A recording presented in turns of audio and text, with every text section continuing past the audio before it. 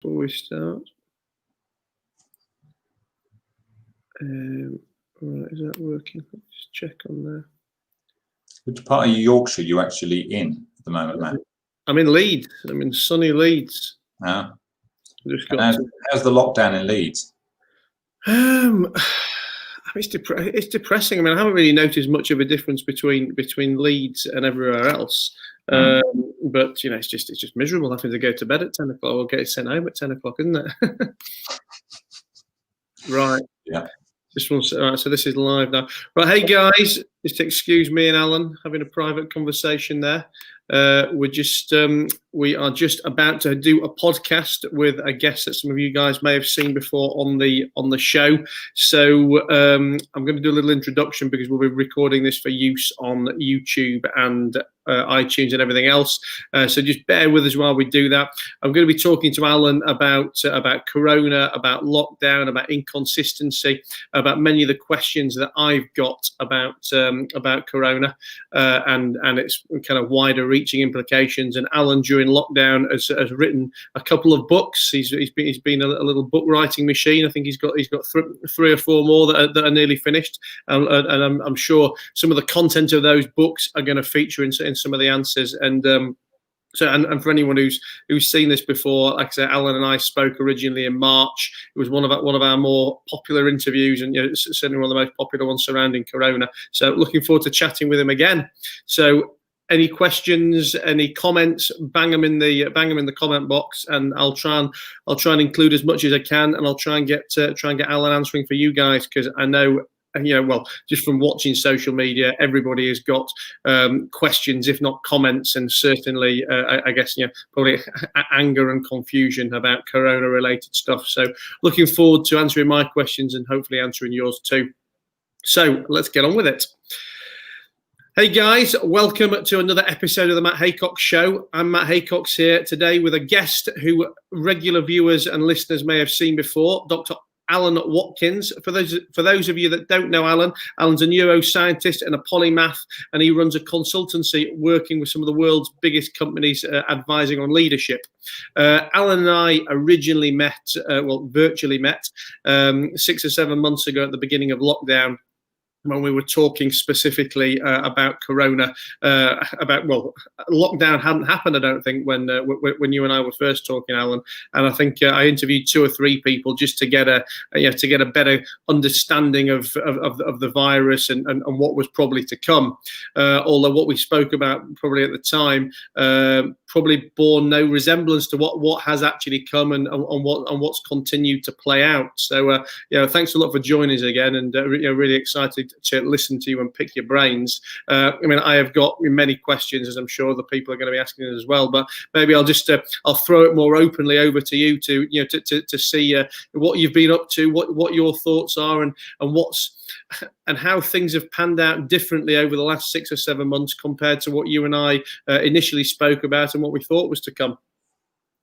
Well, thanks for having me on again, Matt. It's a real pleasure talking to you. Really enjoyed our conversation back in March. And just to reinforce, I like a good heckle. So if anybody has got any questions on, frankly, any topics, we can go in any direction, because I think it's just more interesting. I mean, the world's a complicated place these days, and people have got questions bubbling up all the time. And so I'm more than happy to veer in any direction the audience wants. I have been pretty busy during lockdown. I've been writing 3 books in addition to, continue to run the company. And in many ways, the sort of viral pandemic is kind of particularly interesting to me because, as you know, I trained as a physician, was a jobbing physician for 12 years. So I sort of got the medical angle. There's a lot of mental health implications we could touch on, and I've got a degree in psychology, so I'm really fascinated by that. And I've got a PhD in immunology, so an immunology of the lungs to boot, which is basically where Corona takes its home. So Corona is almost like a perfect triangulation of my 3 degrees. So I've been pretty fascinated with the quality of advice, or poor quality of advice, from lots of people in many nations, and the consequences that have played out as a result of that poor quality advice. And it really has played out.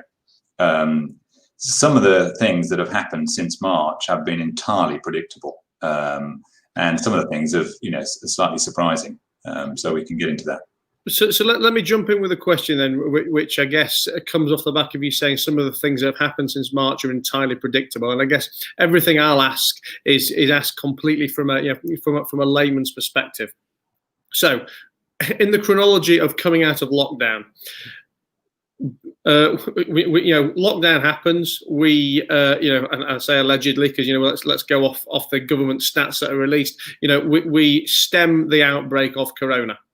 Lockdown then finishes, and what is almost like a surprise from Parliament is, oh my goodness, the outbreak is now spreading. We need to try and contain things more. So again, for me, something that was entirely inevitable was that if we are not locked down, then of course the outbreak is going to spread. It's going to spread greater. It's going to continue to spread. I mean, is that too simplistic a comment or too simplistic an answer? I mean, what was, because my view is, well, unless we're going to be locked down in entirety for the rest of our lives, then this virus is going to continue to spread.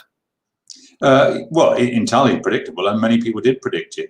When you get the kids back to school, I mean, they're fantastic infection hubs around schools, and people start to ignore the social distances, of course, not helped by many people within the government itself ignoring its own advice, Dominic Cummings and the like, setting a really bad example. And so, of course, it's going to, recur. So that was entirely predictable, despite what the government was saying. So I don't think it's too simplistic what you're saying. It was obviously it was going to recur if we weren't as locked down as we were before. We're getting what we deserve. Does that mean we should never have locked down in the first place and just accepted it, or should we have always expected almost like sporadic lockdowns? I guess like tapping on the brake occasionally when when you're on the motorway freewheeling. Well, we just have to be more disciplined. I mean, I think it's very interesting when you look around the world as to what's happened in different countries around the world, because the stats are very, very different than they are in the UK. And we tend to take an extremely parochial view in the UK. I mean, you see very little information on the media about comparing what's happening in different countries and the strategies they're using in different countries. We don't see enough of that type of information. So, for example, during the main peak earlier on this year, if you compare New York with Hong Kong, New York's slightly bigger population than Hong Kong, and New York had something like 23,000 deaths, and Hong Kong had 4. I mean, literally 4. And you think, well, all right, the first response is that can't possibly be true. The data must be incorrect. They're lying to us. But even allowing for that, there is a huge disparity. And partly you have to get underneath the story. And again, this has been widely covered in some of the more enlightened media outlets.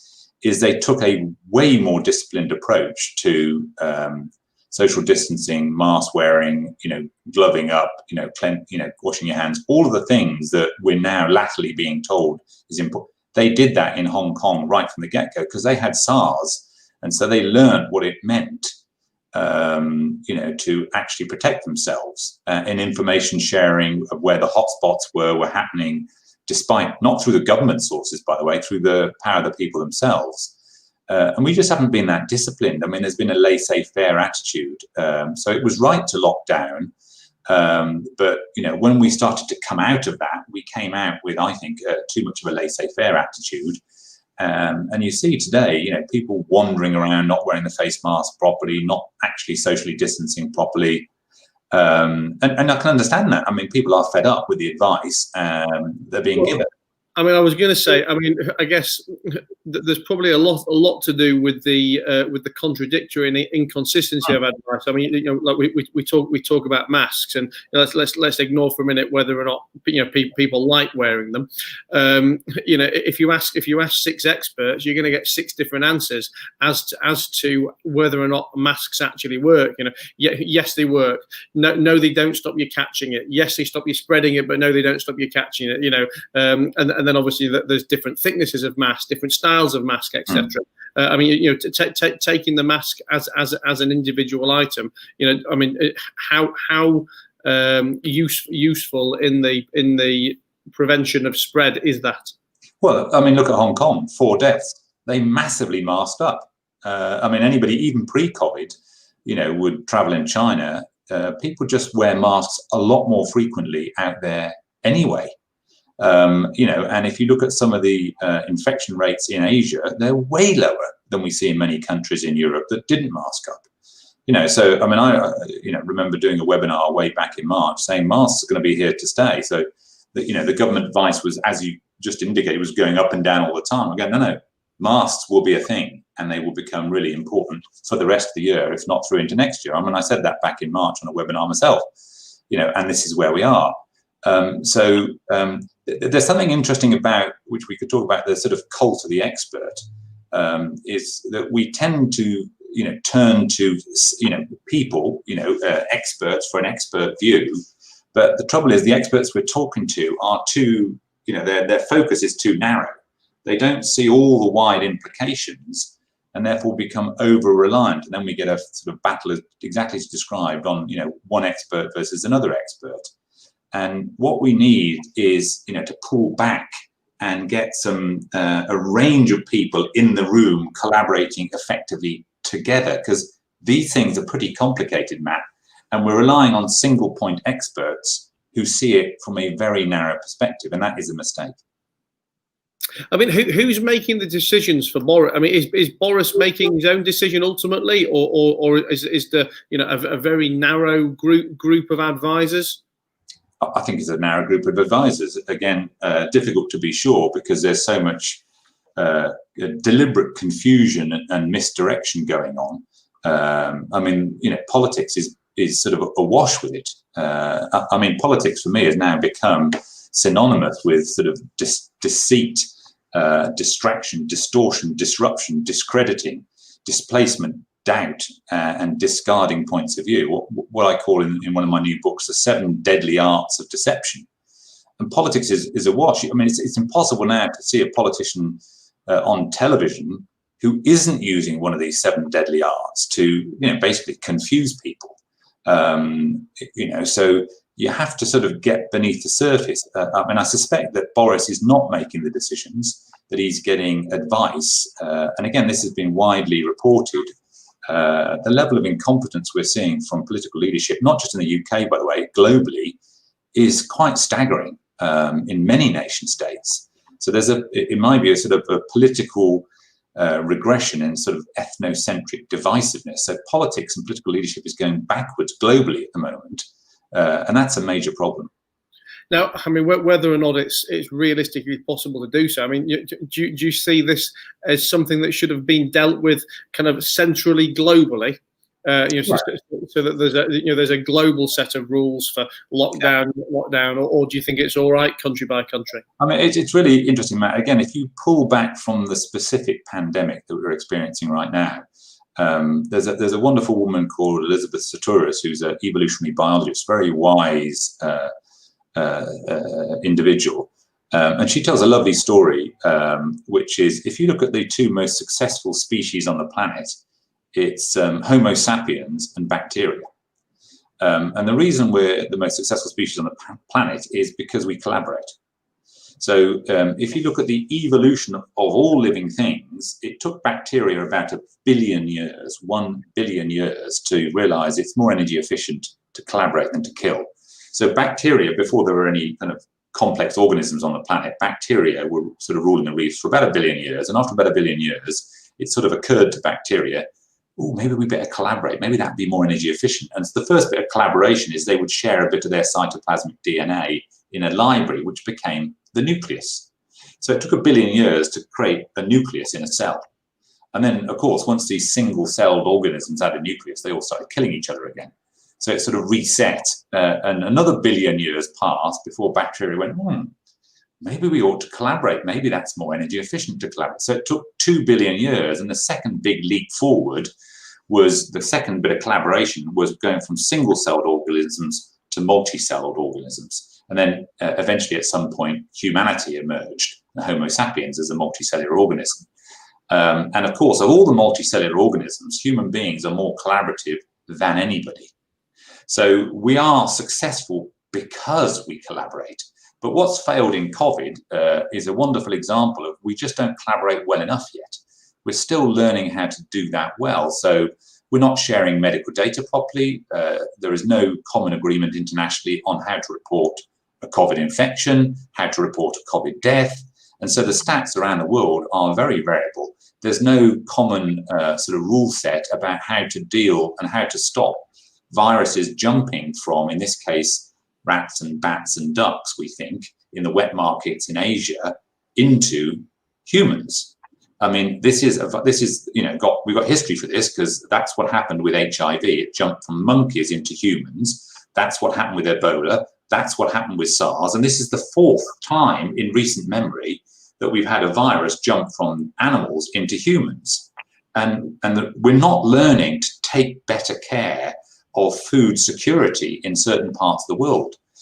So we need to be way better at collaborating, but human beings are still massively struggling with that. And we just got to get better at it. Else we'll face, 2-3 COVID infections a year if we're not careful. We've just got to get better.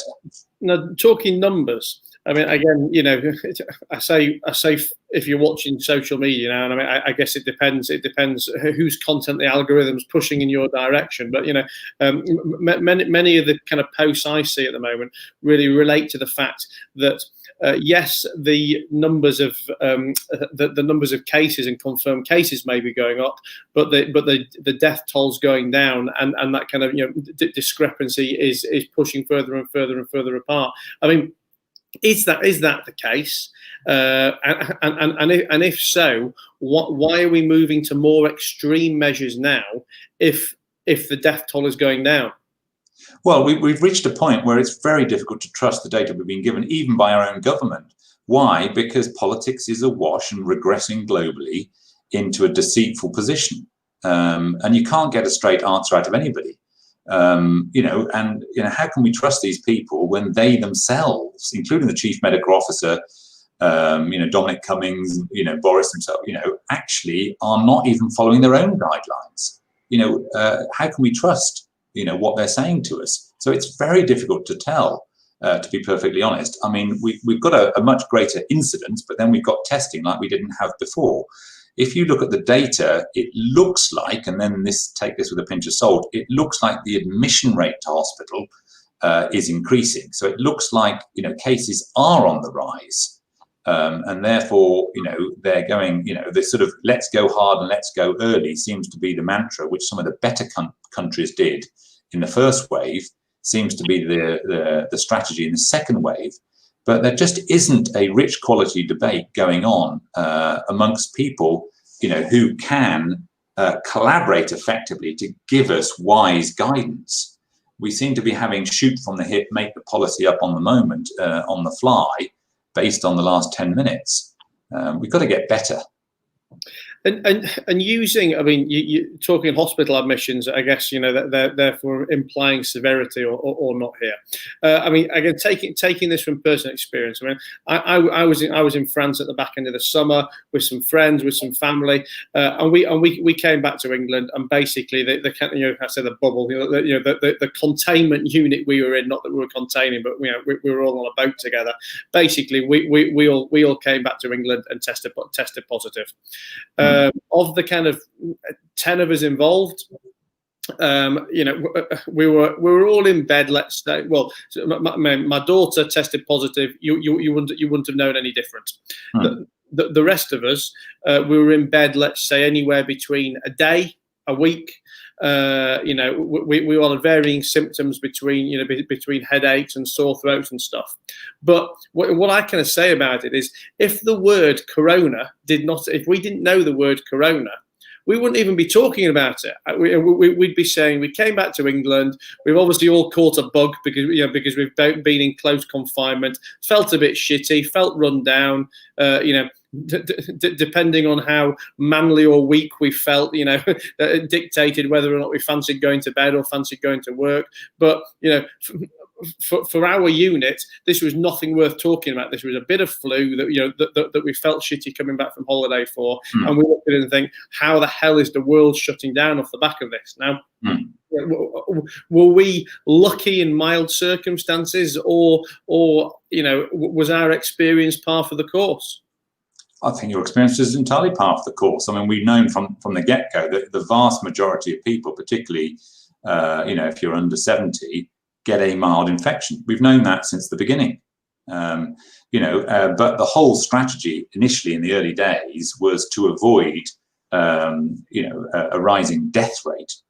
And all other factors, the fact that our response may be worse than the actual problem in terms of the lag thing that we're going to get on mental health and the death from other causes because the hospitals haven't been functioned or have been massively distracted with COVID.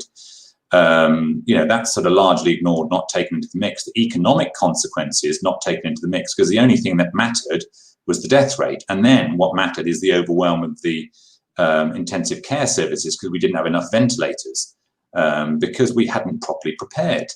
Again, our approach is too simplistic. We've taken one factor, the death rate, as the only thing that matters. And so this is my sort of thesis, is that actually we need to take more things into consideration in terms of giving people proper guidance. This stuff matters. I mean, it's affecting millions of lives.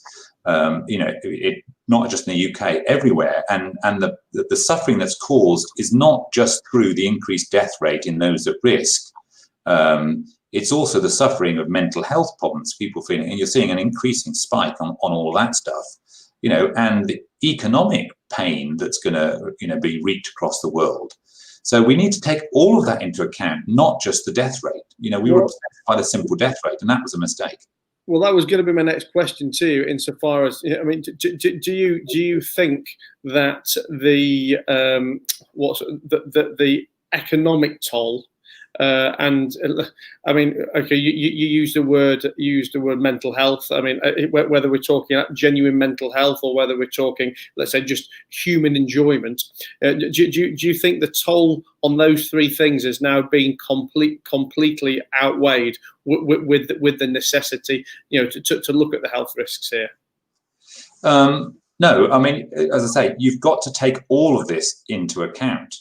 I'm not saying, well, when in a sort of head-to-head, would you rather have an elderly relative die from this disease or, put up with some economic pain and suffering? We've got to take all of it into account, so we'll only really know once we sort of get past all of this as to what has been the excess death rate in the at-risk population. How bad was it really?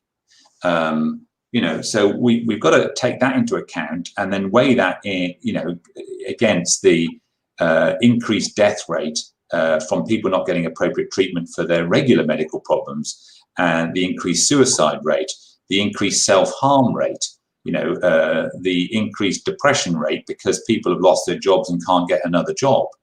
And we should have been thinking about all of those factors when we plan a proper strategy. But all we were thinking about is the simple death rate. We just didn't take enough into consideration. And that's because we're taking too simplistic a view of what is an essentially incredibly complicated problem. And how fair would it be to say that, look, these are the risks. If you're someone at risk, if you're a vulnerable person, then we're advising you to isolate, or the precautions we're advising you to take. Everybody else, get on with it. And I asked the question from the perspective of, look, I may be at the gung-ho end of the spectrum for most things in life, but I very much take the view that I would rather take my chances of catching it, even if that means death, than living a life where the restaurants close at 10 o'clock, where no one wants to give you a cuddle anymore, where I have to walk around with a mask, etc., etc. Now again, I'm asking this question, let's say, from a purely selfish perspective, but I'm sure I'm not alone when I say it, that having experienced the last 38 and a half years of life in what we would call normality, for me, if the new normal is the new normal, I'd rather take my chances and catch it. Yeah, well, that's the debate we should have had back in. I mean, we knew this was coming, back at the back end of last year, and certainly, January, February of this year. That is the exact debate.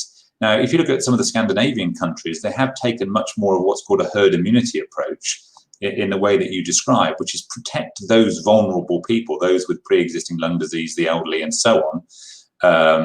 And they can self-isolate and get their food delivered and so on. And we did a pretty good job as a nation protecting those people.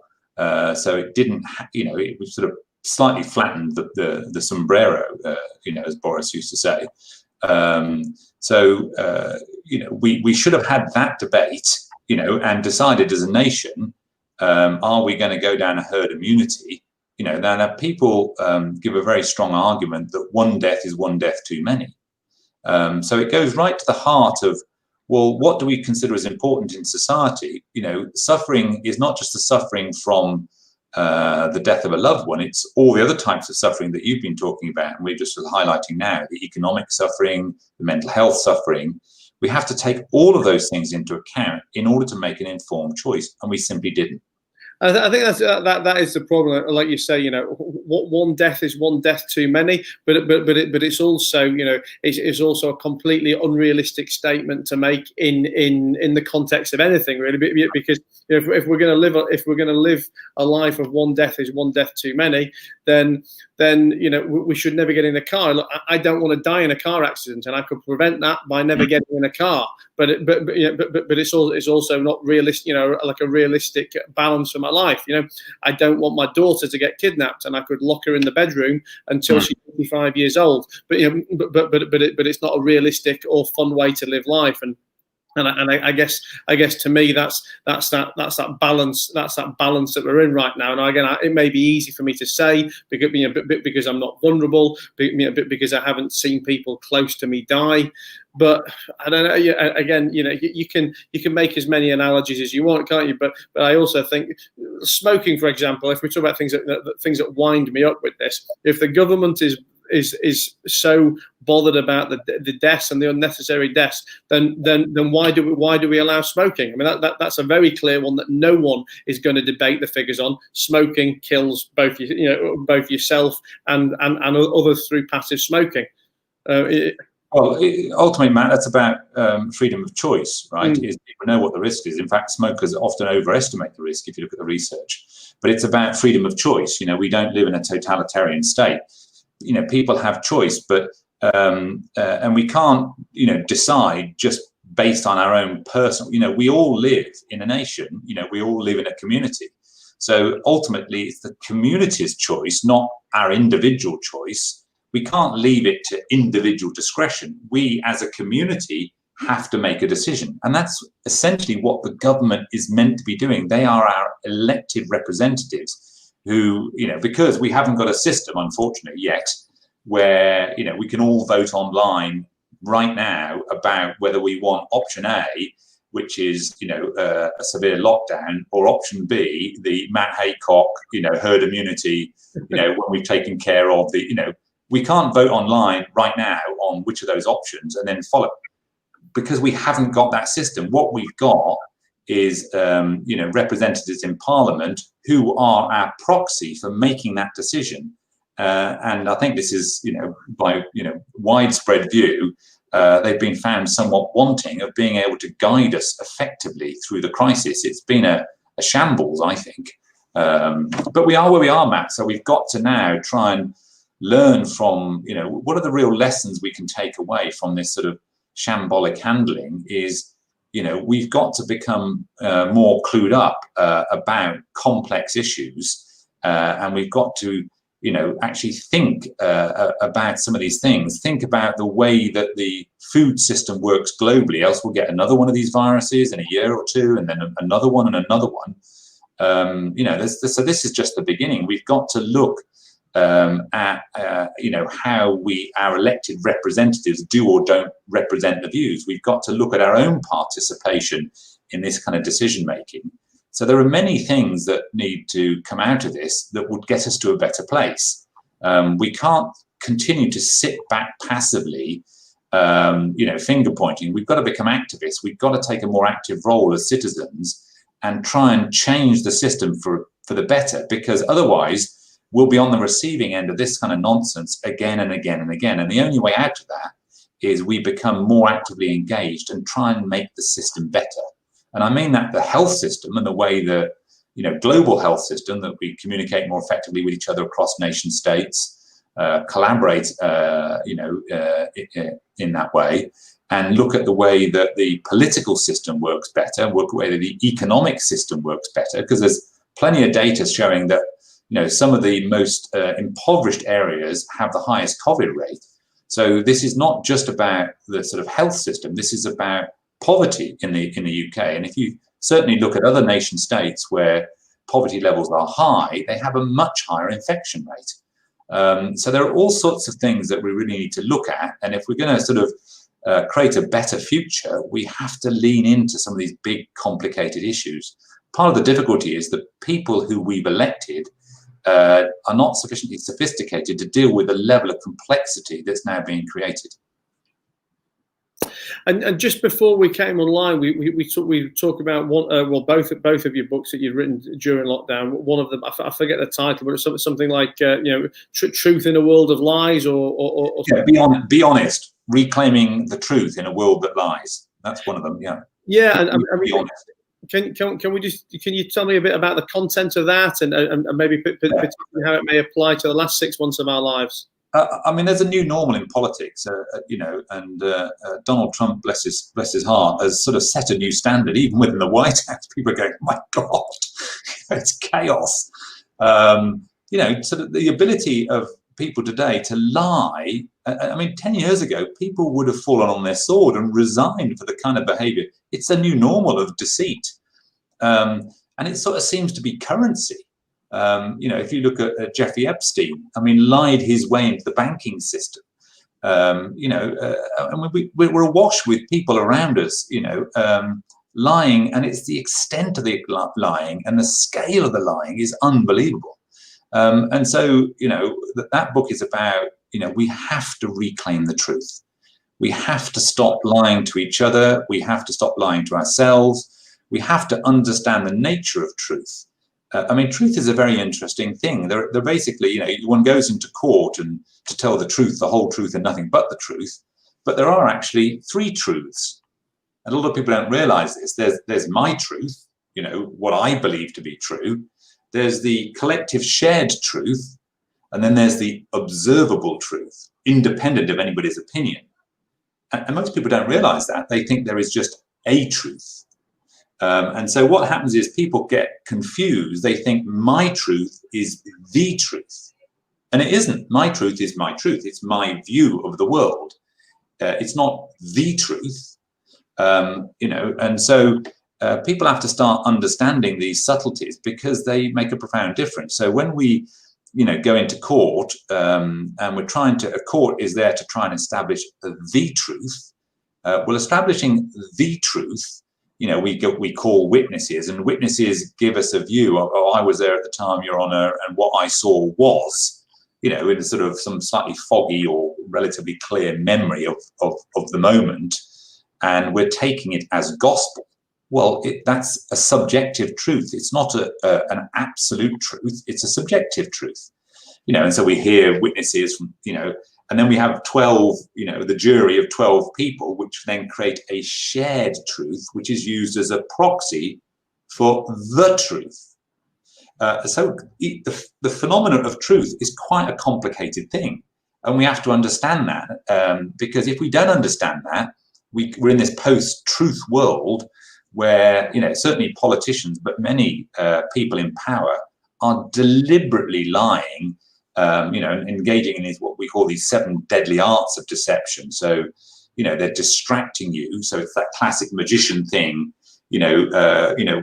don't watch my hand, watch this other thing, and they're distracting you. And you see politicians do this all the time. Yes, I'm not going to answer your question. I'm going to say something else. Or the most simplistic thing is, let's just ruffle Boris's hair. So everybody then talks about his ruffled hair, or, Jeremy's crumpled suit, or previously Theresa May's shoes. That's just a distraction from the truth. And of course, people who don't want you to find out the truth love that, because you don't get to the real truth. They're distracting you. So they can distract you, they can distort, they can disrupt, they can discredit, they can displace, they can create doubt. and then they can cherry pick the data or discard the truth. So these are the 7 deadly arts of deception. But it's quite interesting as well that in today's world, I mean, it's almost a contradiction or a paradox insofar as we talk about the fact that with the internet, with social media, with the transparency of information, that the likes of the WikiLeaks, etc., that in theory, never have we had a more transparent and truthful world. Yet, like you say, never has the level of perception been greater. Well, that's the times we live in, right? Which is why people have to knowledge up and wise up, because we're living in a world of paradox right now. We're more connected through social media than we've ever been in the history of mankind, but we feel more disconnected, right? That's interesting, right? We're more knowledgeable, but there's more deceit.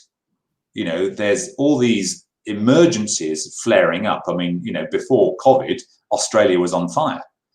Before that, we got the Brexit debacle, which is still bubbling away in the background.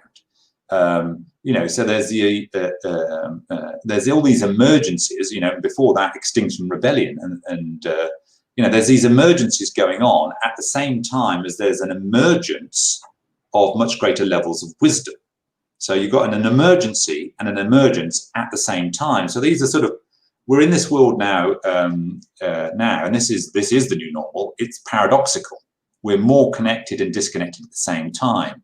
There's an emergency and emergence at the same time. There's more access to truth, but more disinformation at the same time.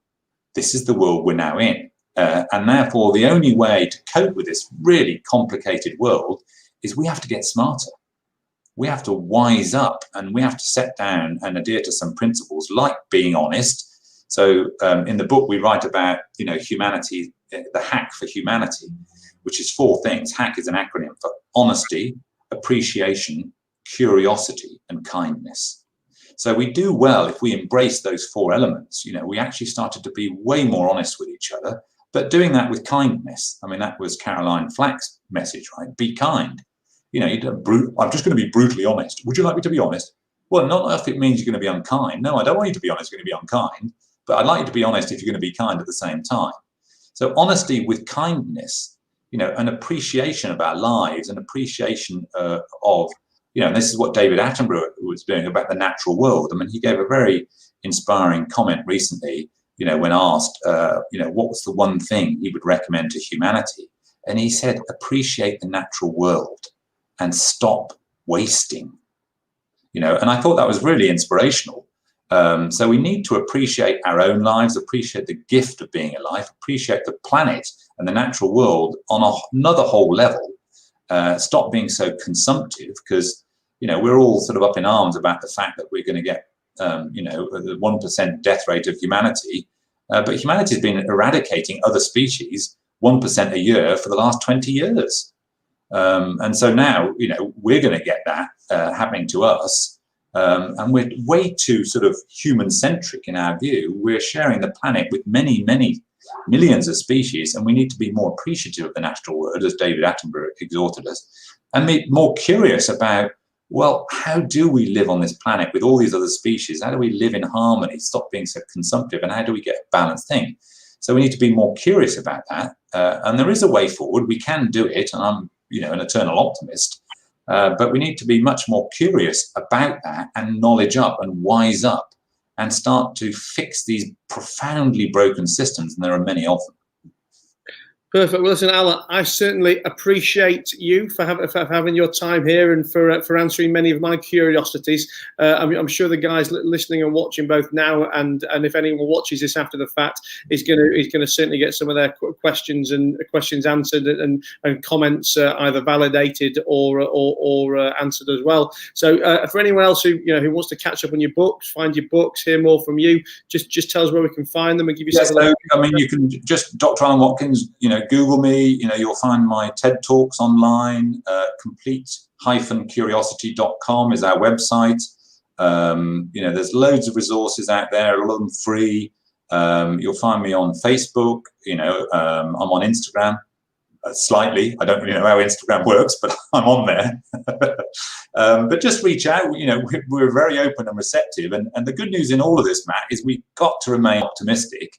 Is, you know, we've still got a chance of turning this round, but we have to wise up and we have to start to change ourselves, change the way we relate to each other, and change what we're doing. And if we do that, then we've got a chance of making a much better future for all of us. Perfect. Well, listen, thanks again for being here, Alan. Guys watching and listening, I hope you enjoyed that. If you don't already subscribe to my podcast and my YouTube channel, make sure you jump over there and do that now. There's another great interview that Alan and I did 6 or 7 months ago, and I've got plenty more interviews about and conversations about Corona and interviews and meetings with business leaders, celebrities, and other inspiring people. So if you like this, I'm sure you'll love that content too. But again, thanks a lot for watching and listening. Alan, thanks a lot for being here, and I hope we're going to catch up and do this again soon. Yeah. Okay, Matt. Take care and look after Yorkshire. Thanks, but don't go yet, mate. Don't go just yet. I'm just going to cut this off, guys. I am taking it offline. Thanks a lot for watching. Hi, Gillian, and I'll see you all again soon.